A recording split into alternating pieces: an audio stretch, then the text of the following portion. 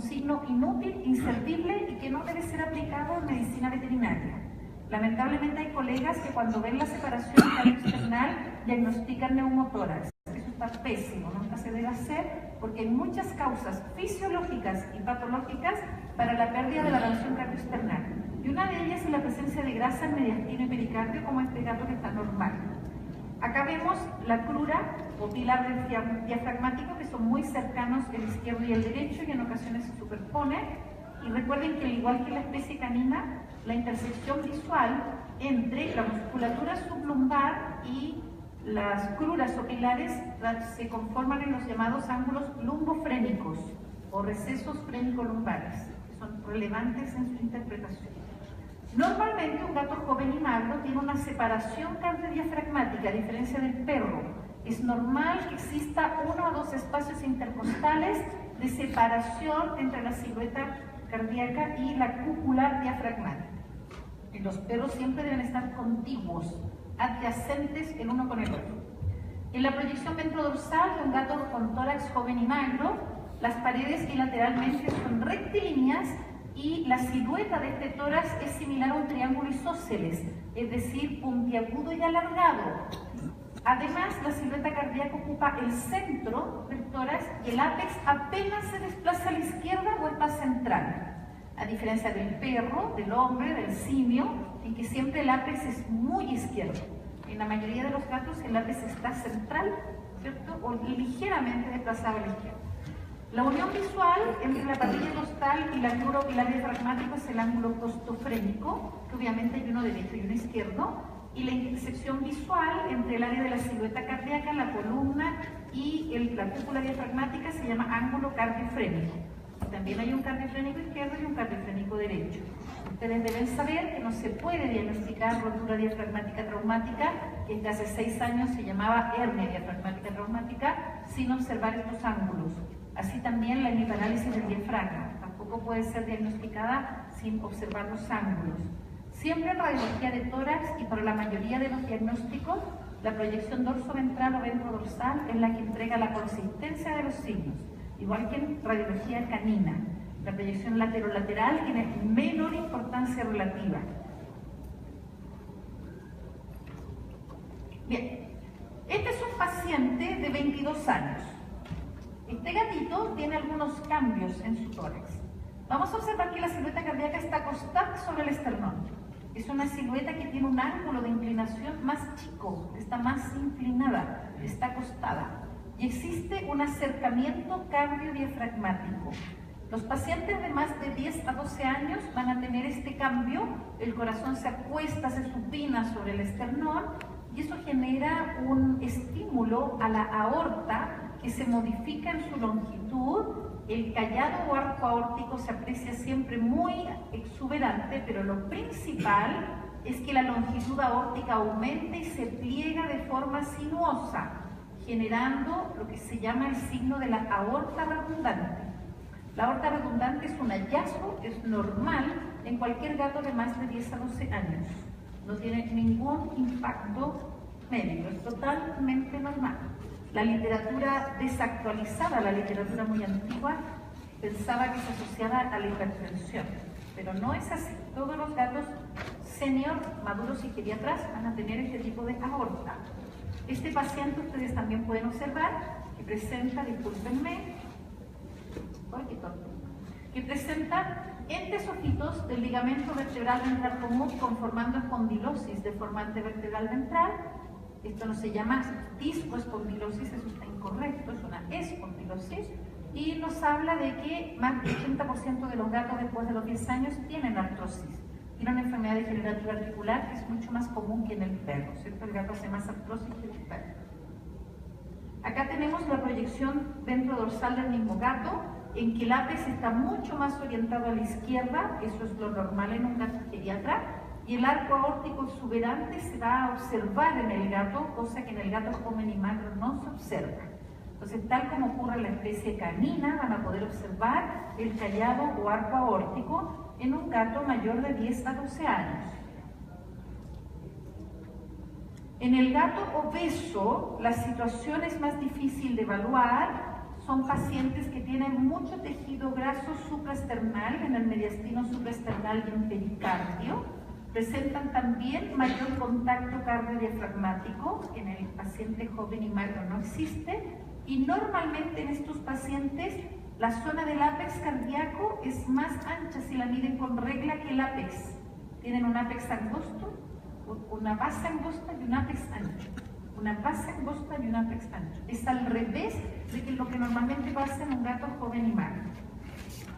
Y en las proyecciones complementarias hay mucho tejido graso periférico a la parrilla costal. El ápex se coloca a la izquierda. Con radiografía digital van a notar de mejor manera. Esta es una radiografía convencional, vamos a ver digitales. Pero fíjense lo que pasa acá. Traten de seguir con el puntero ese límite, que es el límite del corazón verdadero, y por los lados existe todo el tocino, toda la grasa que el pericardio junta en forma normal en pacientes felinos, pero en forma exuberante en el gato obeso. Si tienen la posibilidad de hacer una necropsia de un gato obeso que esté fallecido, van a ver que el pericardio realmente es una atmósfera grasa gigante que rodea a la silueta cardíaca. Si la radiografía que ustedes toman no tiene buena escala de grises, el contraste es inadecuado, van a observar todo de la misma opacidad y van a diagnosticar en forma patológica una cardiomegalia que no existe. A esta circunstancia en que la silueta cardíaca está rodeada de grasa y aparenta que la silueta cardíaca estuviera más grande, pero es el pericardio infiltrado, se le llama pseudocardiomegalia y se evita con la radiografía digital, pero con radiografía de revelado manual de buena calidad igual puede notarse. ¿Ya? No está funcionando bien el puntero. Bueno, aquí hay un gato que tiene una obesidad importante y voy a aprovechar de comentarles algunas cosas. Este gato tiene densidad de grasa supraesternal, tiene pérdida de la relación cardioesternal, pero lamentablemente este gato tiene otras complicaciones. Este es un gato obeso que hace difusión pleural y que lamentablemente hay que drenarlo con estiletes largos y vía ecográfica. No es posible hacer la toracocentesis a ciegas como normalmente se hace. Es un gato que pesa 16 kilos, una obesidad terrible. Lo que me interesa mostrar de esta radiografía es lo siguiente.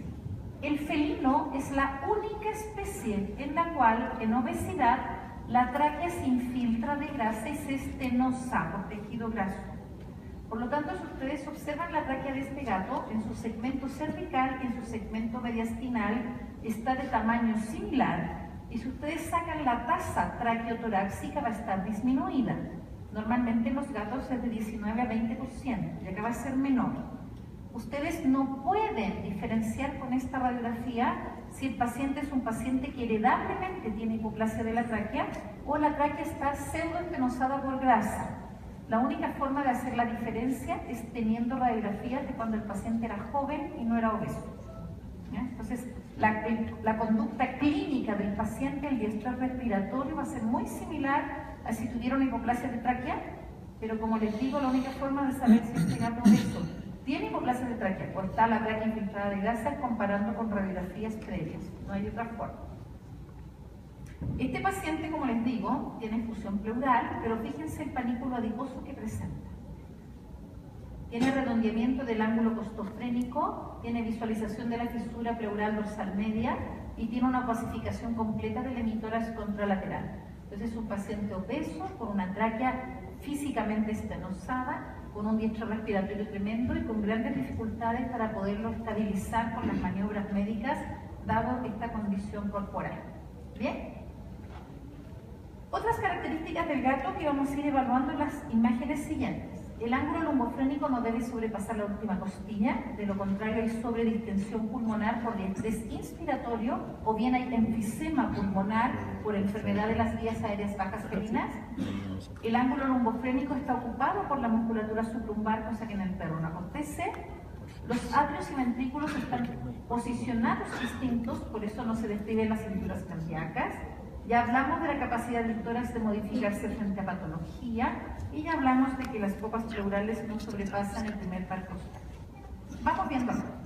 Acá tenemos un paciente con un tubo de alimentación que vamos a aprovechar de decir que en medicina felina el tubo de esofagostomía o faringostomía, el que va al cuello, es el mejor tolerado Pero a diferencia de lo que dicen los libros de medicina interna general, que están pensados en el perro, el extremo caudal del tubo jamás debe sobrepasar el quinto espacio intercostal.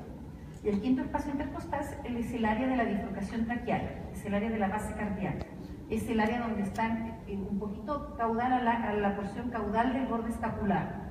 Este es 1, 2, 3, estamos más o menos en el cuarto espacio intercostal. En medicina canina y en los libros va a aparecer que las sondas se pueden colocar hasta el séptimo, octavo espacio intercostal. Esto en gatos no se hace, recuerden que tiene una musculatura estriada en el esófago mediastinal medio y caudal y las sondas van a generar náuseas y regurgitación constante. Entonces, siempre debe certificarse con un estudio radiográfico que la sonda esté bien posicionada craneal al quinto espacio intercostal y si no se coloca nuevamente. Este paciente presenta ya un grado de deformación de convexidad ventral del esternón. Este paciente ya está modificando su tórax para ventilar de mejor manera. Y acá, bueno, hay una neumopatía, no la vamos a escribir ahora, vamos a esperar las próximas radiografías, pero la flecha nos muestra el ángulo lumbofrénico normal del gato, donde comienza en forma puntiaguda y progresivamente más ancha hacia caudal la musculatura del psoas mayor, el psoas menor y el cuadrado lumbar.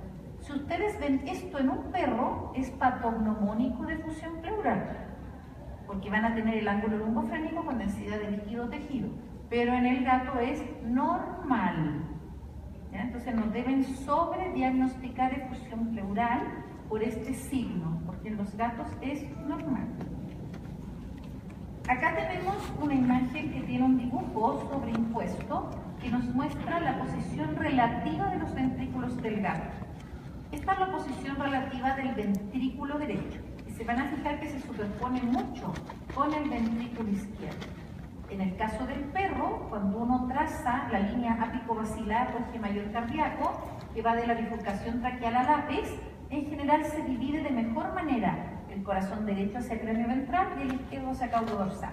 En el gato esto no va a pasar. Hay una superposición, si se fijan, bastante grande entre los ventrículos. Los atrios parten de esta zona hacia arriba y lo importante en el gato, ustedes deben recordar que sus cardiopatías, ya sean primarias o secundarias, las primarias se llaman cardiomiopatías, las secundarias se llaman miocardiopatías, es un tema semántico, generan incremento de los atrios.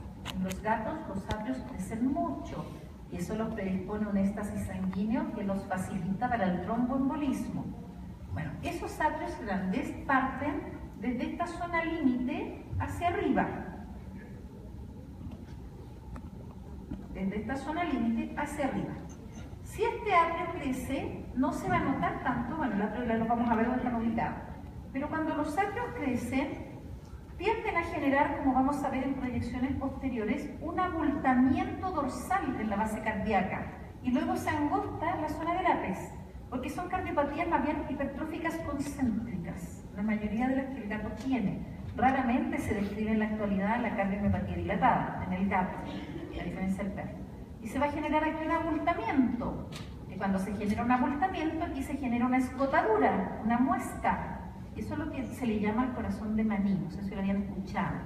El corazón de maní es un nombre que le dio la radiología norteamericana al cambio de la silueta cardíaca felina, que en vez de tener un contorno caudo dorsal liso, tiene un contorno caudo dorsal biconvexo, que marca el límite entre un atrio dilatado y un ventrículo. Esto es un atrio, que es el atrio izquierdo. Fíjense que ocupa todo esto el atrio izquierdo. Por eso no tiene sentido hablar de la cintura cardíaca craneal para el atrio derecho y la caudal para el atrio izquierdo como en el perro, porque el atrio izquierdo está ocupando toda la base cardíaca de craneal a caudal por el lado izquierdo, y el atrio derecho está haciendo lo mismo por el lado derecho, comunicándose con la vena cava anterior y caudal. Por lo tanto, están totalmente superpuestos en su ubicación. En la proyección dorso-ventral o ventrodorsal, la posición relativa de los atrios del gato también es distinta a la del perro. Si ustedes recuerdan, el perro tiene el atrio izquierdo en el centro, en este lugar, y la orejuela o aurícula del atrio izquierdo en el perro se puede proyectar en auriculomegalia entre las 2 y las 3 cuando se ocupa una analogía de punteros del reloj. Pero eso en el gato no va a ser así. Si en el gato los atrios crecen, van a crecer acá arriba, dejando el ápex normal, generando un corazón muy ancho arriba y muy angosto abajo, similar al corazón romántico que uno dibuja en una tarjeta, y por eso se le llama corazón de San Valentín. Entonces, en la radiología felina a nivel internacional, cuando existen cardiopatías que dilatan los atrios en el gato, se utilizan esos nombres de fantasía, la silueta en corazón de maní en lateral y en corazón de San Valentín en ventro dorsal o dorso ventral. Recuerden que al igual que en el perro, la forma cuantitativa y objetiva de evaluar la cardiomegalia generalizada, no la cardiomegalia por cámara, es la tasa cardiovertebral o índice VHS, que en los gatos va de 7,2 a 7,8. Cualquier gato que tenga una tasa mayor a 8 tiene una cardiomegalia indiscutible y consistente. La tasa cardiotorácica, que es cuánto ocupa la silueta cardíaca del total del ancho del tórax, igual que en el perro, es de un 50%. Y en los perros va del 50 al 66% en normalidad. Y la vena cava, que siempre debe ser medida en toda radiografía de gato o perro en proyección lateral, me refiero a la vena cava caudal, por supuesto, tal como ustedes la miden en el perro, también se debe medir en el gato. Pero en el perro no debe superar el 69% del largo del cuerpo de la T5, y en el perro ustedes saben que es tan importante eso para el fallo cardíaco congestivo derecho, el parámetro es que no mida más de una vez el largo de la T5. Entonces hay diferencias importantes. Vamos viendo todos estos diagnósticos uno por uno, no vamos a perder tiempo nombrándolos y los vamos a ver. Bien, el pecho excavado o pectus excavatum. Esta patología, igual que en medicina canina, presenta variados grados y en los gatos se asocia a una genética que hace que se presente en uno de cada 500 a uno de cada 1500 gatos, pero en distintos grados, y se puede asociar al gen que puede facilitar al gato la hernia y la hernia peritonea bricárdica. Pueden estar asociados, no siempre. Bueno, este es un gatito muy joven que tiene un pecho excavado severo. Cuando el pectus excavatum es severo, va a generar un diestrés respiratorio, si bien la mayoría de los gatos, a diferencia de los perros, logra compensar y tolerar y logran crecer y ser adultos. Hay algunos perros con pectus excavatum severo, como este, que no lograrían eso. El pecho excavado se diagnostica cuando 3 esternebras o más, que no sean la última, que no sean la octava o sifoides, tienen un desplazamiento dorsal. Ese es el diagnóstico radiográfico, porque clínicamente no lo palpa, ¿cierto? Bien, en este caso tenemos, de aquí viene el plano external que está convexo, porque el gatito está mejorando su capacidad respiratoria y deformando el tórax. Tenemos 1, 2, 3, 4, y la quinta, la sexta y la séptima, y el sifoide no se ve bien, están elevados. El pecho excavado en forma patognomónica siempre debe generar un desvío o chif mediastinal de la silueta cardíaca a la izquierda. Es decir, esos gatitos, igual que el perro, ustedes les tocan el tórax y sienten que el corazón toca, el choque del ápex está ahí en la parrilla costal izquierda. ¿Bien? Acá está la proyección complementaria de este gatito. Este gatito tiene un tórax biconvexo, que es una característica radiológica del perro. Tiene un tórax atonelado, pero este gato ha deformado su caja torácica para respirar mejor. La silueta cardíaca está totalmente pegada a la parrilla costal izquierda, lo que da consistencia al diagnóstico del pecho excavado. Y tenemos mayor radiolucencia y distensión lobar en prácticamente todos los espacios intercostales y a caudal, superponiéndose con el hígado, y esto es parte del enfisema compensatorio que el gatito tiene. Si se fijan, las copas pleurales apicales sobrepasan totalmente el nivel de la primera costilla, lo que es patológico, y tenemos incremento de la radiolucencia y distensión lobar en los campos lobares porque el gatito está sobredistendiendo su tórax para respirar. Entonces este es un pecho excavado severo y existen correcciones quirúrgicas para ellos cuando los propietarios están de acuerdo y aceptan los presupuestos y el cirujano tiene experiencia. Piensen que la mayoría de estos pacientes que están descompensados son menores de 2 meses de edad y muchas veces cirugías de alto costo no siempre son aceptadas por los propietarios de estos pacientes. La mayoría de los gatos con pectus excavado tienen casos leves y son hallazgos del examen clínico cuando ustedes palpan el tórax o son hallazgos de la radiografía cuando la tomaron por cualquier razón. Por ejemplo, este es un gato de 3 años y tiene como hallazgo un pecho excavado. Acá tenemos alineamiento de 4 esternebras, pero esta ya pierde el alineamiento. 1, 2, 3. Están desplazadas muy ligeramente hacia dorsal. Muy ligeramente. Este es un caso leve de pecho excavado y por lo tanto no ha generado ningún signo en el paciente y resulta finalmente ser un hallazgo. ¿Bien? Ya sabemos que tiene abdomen penduloso, ya sabemos ver otras cosas. También tenemos esclerosis del hueso subcondral de la cavidad glenoidea escapular. Recuerden que el primer lugar donde hace artrosis el gato es el hombro y después el codo, a menos que herede displasia de cadera o anormalidades lumbosales. Bien, veamos otro paciente. Acá tenemos un paciente Martín de 1 año. En este paciente, los signos radiológicos que se destacan son la ausencia de visualización de la silueta cardíaca con claridad. Eso se llama signo borramiento de bordes o signo silueta positivo. Tenemos un desplazamiento dorsal de la silueta de la tráquea, que normalmente debe ir divergente de la columna. En este caso está desplazado dorsal. Tenemos un signo borramiento de bordes o silueta positivo al contorno del diafragma, porque no podemos ver el diafragma donde está. Tenemos un desplazamiento craneal de órganos abdominales, porque las asas de yeyuno, en vez de estar en el abdomen medio central, se encuentran dentro de los límites de la cavidad torácica. Pero es posible que a más pacientes ustedes atiendan, y sobre todo de urgencia, alguna vez les haya pasado que con esta radiografía, por ejemplo, les diagnostican una rotura diafragmática traumática, previamente llamada hernia diafragmática traumática, y ustedes abordan quirúrgicamente al paciente y no tenía hernia. No sé si les ha ocurrido eso. Pasa más con perros que con gatos. O bien, el diagnóstico se hizo en base a ecografía, y el ecografista detecta que dentro de los confines de la caja torácica, donde van las costillas, ¿cierto?, hay hígado, hay intestino, hay vaso, hay estómago, y diagnostican una rotura diafragmática, y ustedes entran a pabellón y no había rotura, porque lo que había era una hemiparálisis del diafragma. La hemiparálisis del diafragma y la rotura diafragmática traumática se ven iguales en proyección laterolateral. Por eso la proyección laterolateral no debe ser usada para signo de consistencia de estos diagnósticos. En este caso, el paciente tiene rotura diafragmática traumática. ¿Por qué razón? Porque presenta el ángulo costofrénico y cardiofrénico de un lado visibles, hay un desvío de la silueta cardíaca hacia un lado, y al lado contrario no tengo ángulo costofrénico ni cardiofrénico. El signo patognomónico inequívoco de la rotura diafragmática traumática en todos los cuadrúpedos, mascotas o animales de abasto o animales de zoológico, es el mismo. El único signo patognomónico es la pérdida del ángulo costofrénico cardiofrénico de un lado con desplazamiento de la silueta cardíaca contralateral.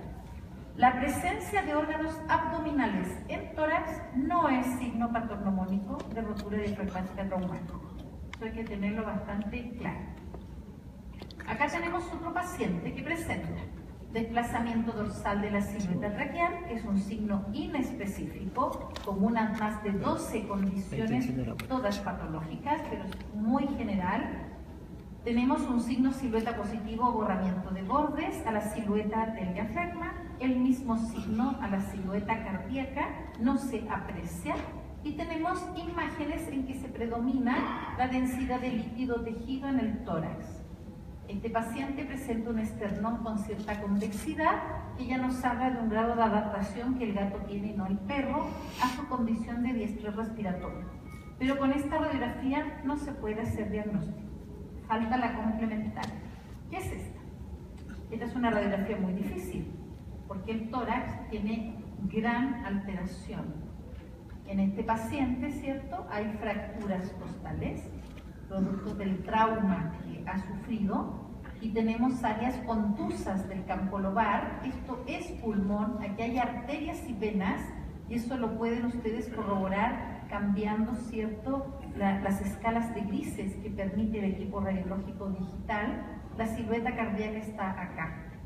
Y aquí tenemos por el lado contralateral que no existe el ángulo costofrénico que acá está opacificado por la contusión, ¿cierto? No hay ángulo costofrénico y tenemos asas de intestino lateralizadas a contralateral del desplazamiento del corazón. Entonces también es un paciente con una rotura diafragmática traumática, pero mucho más difícil de diagnosticar, producto que además tiene opacidades anormales del campo lobar y cambios en la conformación de la pared torácica. Veamos a este paciente. Este paciente es diferente. Este paciente también presenta diestrés respiratorio. Este paciente tiene desplazamiento dorsal de la silueta de la tráquea. Este paciente tiene una silueta cardíaca muy prominente. ¿Se dan cuenta? Es muy prominente. Y tenemos una visualización del diafragma, pero hay un área confusa acá. Hay un área en que no existe una adecuada visualización. Si ustedes empiezan a jugar con la escala de grises del equipo digital, se van a dar cuenta que superpuesto a las costillas, que lamentablemente acá no se ve bien, pero se ve mejor en las pantallas que están acá abajo, existe un contorno. A ver, imagínense de la siguiente manera.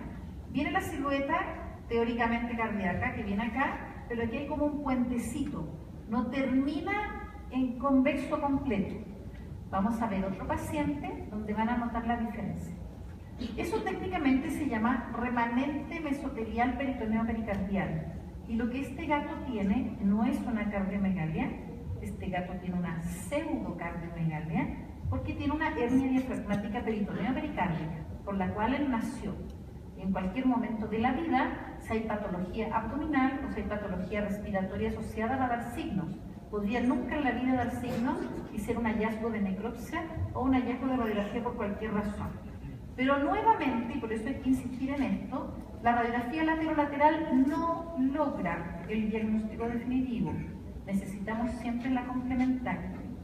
Este paciente tiene como signos adicionales, como ustedes pueden observar, incremento de la opacidad heterogénea en el área del abdomen craneal ventral y en el área de superposición a la silueta cardíaca. Ya les voy a comentar lo que era eso. Esta es la proyección complementaria del paciente. Y aquí viene lo importante. Este paciente tiene el ángulo costofrénico izquierdo y derechos conservados, están presentes, y los ángulos cardiofrénicos ampliados, separados, cuando en el gato deben confluir en la columna vertebral. Esta suerte de ampliación con una sumatoria de densidades y una silueta que no en forma circular, sino que en forma alterada. Si se fijan, este contorno acá atrás no es circular, es distinto. Esto es característico, esto es lo patognomónico de la hernia diafragmática congénita peritoneo pericárdica. Este paciente, como vive en departamento y su propietaria tiene plantas de interior, está altamente predispuesto a histoplasmosis. Y lo que vemos acá son mineralizaciones del parénquima hepático por histoplasmosis, las cuales también se dan en el paciente canino. Y eso se supo cuando se hizo la cirugía de la hernia peritoneo pericárdica, el cirujano tomó biopsia de esas zonas. ¿Ya?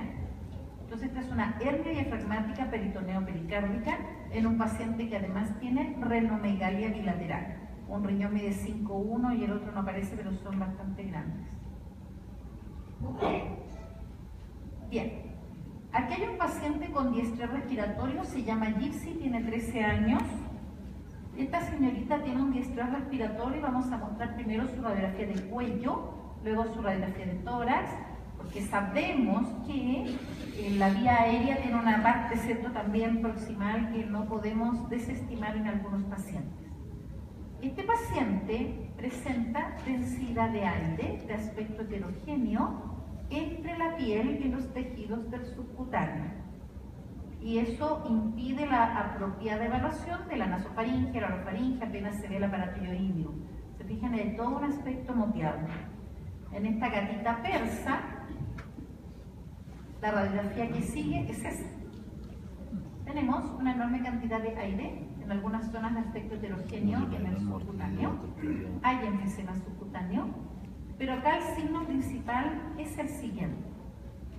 Si ustedes ustedes siguen la silueta de la tráquea, van a percibir que se ve tanto la pared dorsal como ventral de la tráquea, cuando en un individuo normal solo se debe ver la dorsal, jamás se debe ver la ventral.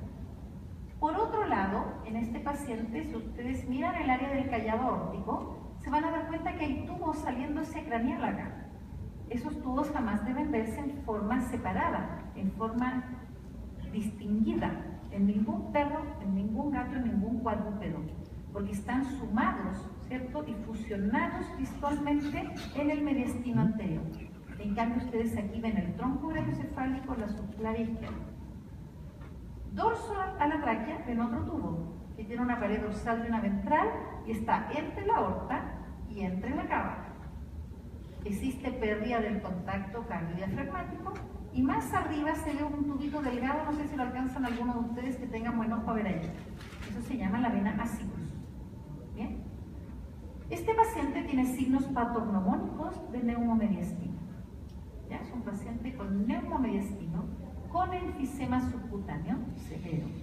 Y tal la gravedad y cronicidad de su cuadro, que por el efecto valvular que se genera en el hiato aórtico, tenemos un neumorretroperitoneo. Siempre que ustedes vean un neumorretroperitoneo, la causa es neumomediastino hasta que no se pruebe lo contrario.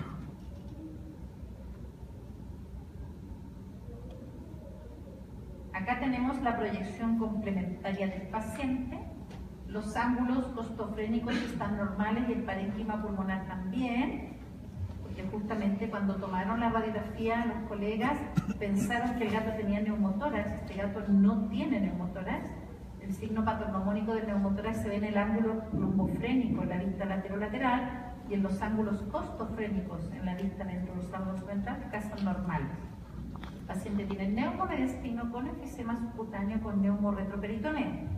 Gracias a que hay neumorretroperitoneo y el contraste renal, por lo tanto, es muy marcado a diferencia de una radiografía normal, podemos observar la alteración del contorno renal de predominio derecho y la presencia de nefrolito bilateral y ureterolito. Mala noticia para un gato de 13 años siempre es tener nefroureterolitiasis. Este paciente es un gato persa de un criadero y es un paciente que portaba hipoplasia de la tráquea.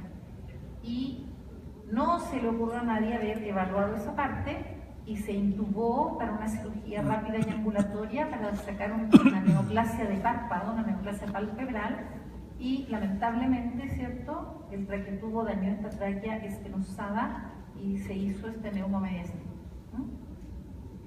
Bien, veamos otro paciente acá. Esta es una proyección lateral nuevamente de tórax. Acá ustedes pueden observar que a la 1, 2, 3, 4, 5, 6, 7, 8, 9, el plano external del gato debe tener 8 segmentos, igual que en medicina canina. Y acá tenemos un segmento anormal. ¿Ya? Esto se llama proceso sifoideo bipartito. También es un hallazgo de nacimiento y no tiene ninguna importancia. En este paciente la copa pleural sobrepasa cranealmente la primera costilla. Eso es patológico porque es un gato y no un perro. El ángulo lumbofrénico sobrepasa caudalmente la última costilla. Eso es patológico, es gato, no debe ser así. También tenemos el signo de desplazamiento dorsal ligero de la silueta de la tráquea, de pérdida del contacto cardioesternal, que como les digo, es un signo inservible en radiología. Acá lo importante es lo siguiente. Este es el contorno del campo lobar dorsal, este es el contorno del campo diafragmático dorsal, y en el ángulo lumbofrénico existe aire libre, no existe parénquima pulmonar. Y existe presencia de aire libre en todo el espacio pleural craneal a la silueta diafragmática. Si tratan de mirar bien van a ver ahí una línea más oscura. Este paciente que tiene ese signo patognomónico tiene un neumotórax, pero siempre se va a ver mejor en la vista complementaria. Ahora, en la vista complementaria, como no me gusta mucho el contraste con que se ve, la idea es que ustedes en la clínica jueguen con la escala de grises del equipo. Si no es una radiología digital que ustedes van a ocupar radiografía convencional, se ocupa la luz caliente. ¿A qué se le llama luz caliente? Ustedes usan radiología convencional y usan negatoscopio, tienen que tener una ampolleta de 100 watts. que la pueden tener instalada en una lámpara o la pueden tener con lo que se llama en Chile un soquete con un alargador. O sea, una ampolleta guardada en el cajón con un cable y lo enchufan cuando necesitan. Y o lo hacen con la radiografía digital cambiando los contrastes o lo hacen poniendo su placa de bromuro de plata sobre la luz potente para que puedan notar hasta dónde llega el pulmón y dónde están los ángulos claustrofrénicos libres de pulmón, porque este paciente tiene neumotórax. Bien, esta es una radiografía muy interesante, lamentablemente muy común. Este paciente no debió haber llegado a rayos. De hecho, tiene cierto riesgo de haber tomado su radiografía porque es un paciente con muy poca capacidad pulmonar. Si ustedes se fijan, tenemos muy poca área de ventilación. Ya nos mostraron la tarjeta amarilla. Tenemos desplazamiento de la bifurcación traqueal hacia dorsal, que es un clásico, aparece en muchas patologías.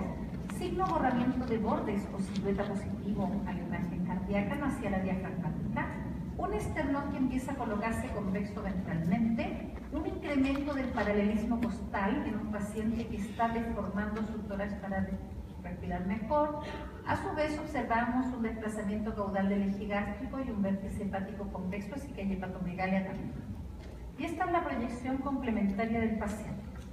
En esta proyección existe un ensanchamiento del mediastino anterior y lo que es más importante, nunca lo olviden, un desplazamiento caudolateral de las copas pleurales apicales.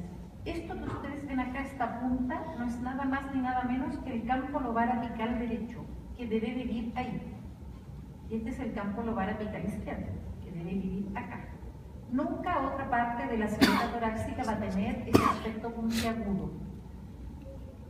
Acá lo más importante es esto. Miren, primer espacio intercostal, 1, 2, 3, 4, 5. Jamás la bifurcación traqueal debe estar caudal al quinto espacio intercostal. Y aquí está como en el séptimo o octavo.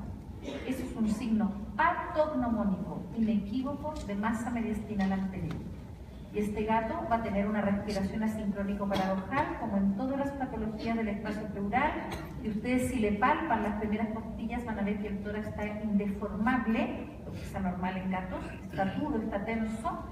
Y en general uno toma un aspirado de aguja fina ciego, percutáneo, si quieren con ecografía también, pero no es necesario para hacer el diagnóstico y está de más entrarlo a la sala de rayos del pobrecito que puede tener descompensación.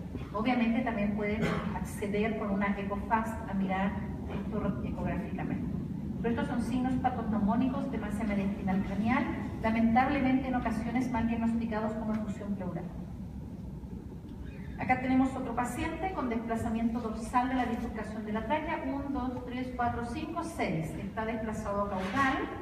También tenemos un tórax convexo, también tenemos signo borramiento de bordes o silueta positivo a la imagen cardíaca. Nuevamente también tenemos este efecto de ensanchamiento craneal con desplazamiento caudolateral de las copas pleurales, por lo tanto es una masa mediastinal craneal. Acá tenemos otro paciente un poco diferente. Este paciente presenta una dilatación del esófago anterior, presenta un desplazamiento dorsal de la tráquea desde la zona cervical caudal, con un colapso prácticamente de su lumen. Existe incremento de la opacidad del tórax anterior con incremento del paralelismo costal.